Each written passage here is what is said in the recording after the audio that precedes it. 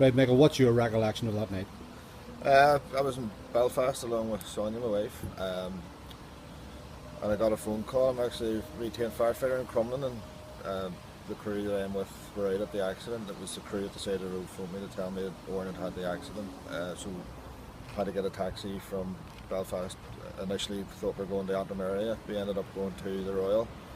We were there maybe an hour before Odhran arrived in because they were working at him at the side of the road, but we were getting updates from the scene from firefighters and from his brothers. And what was that time like, that waiting? What was going through your mind? Everything, all bad. I was asking the guys on the phone, I was asking them the questions about impact and speed and airbags having went off and things like that, all the things that I know that are important to anybody's survival. So the news wasn't good coming from the scene, and it was a very worrying time. And when was the first time you got to see him? Well, if we got the phone call about 5 o'clock. We first got to see him about 7:30, 7:45. He was in A&E then.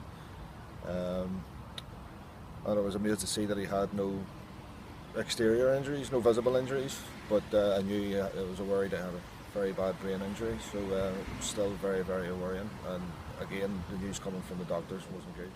And that time in the ICU, what was it like for you? There was a lot of support out on social media for you? Yeah, I wasn't aware of it sort of the first couple of days, and then it was Kieran, his brother, came in and said his Orange Facebook page is going ballistic here, so we were aware then. We became aware of what was going on in the GAA world and our friends in Crumlin and things like that. The amount of support was coming in for him was unbelievable. I would like to thank the people of Crumlin, the GAA community all over the world, for the support that they had shown for Odhran at the time. People just think by saying something, the support was very, very good when you're sitting there in the dark nights and the long days and you're getting these messages through. It was just flew. And what's it like now having him? Amazing.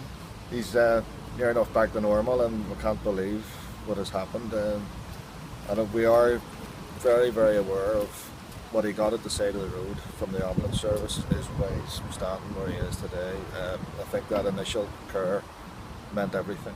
Definitely did. Odhran, I know you can't remember anything from 5 hours before the accident, but yeah. what is it you're down here for the night then?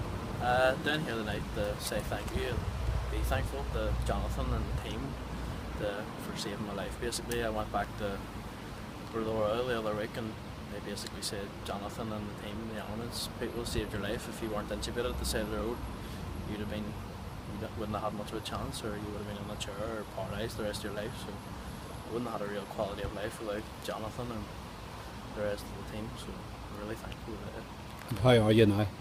I'm great, I have to say. I really am great. Hope to get back playing in a few months anyway, and out back in the pitch to do what I was doing before and back home. Just a wee bit better, maybe? Yeah. Have you any message to the GAA community, because as your daddy said, your Facebook name crashed because of the messages of support?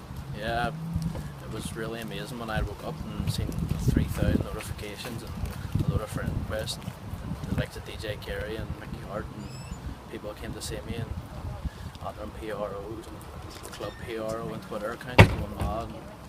You're such a name dropper.